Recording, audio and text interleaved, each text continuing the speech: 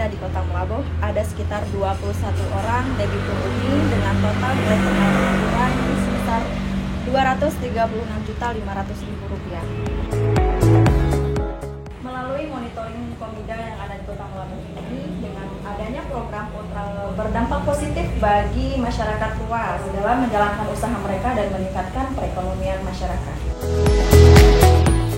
Banyak manfaat yang sudah dirasakan oleh masyarakat luas dengan adanya program ultramikro ini. Salah satunya adalah Ibu Nurul Aida Fatma, salah satu debitur ultramikro dengan usaha online shop.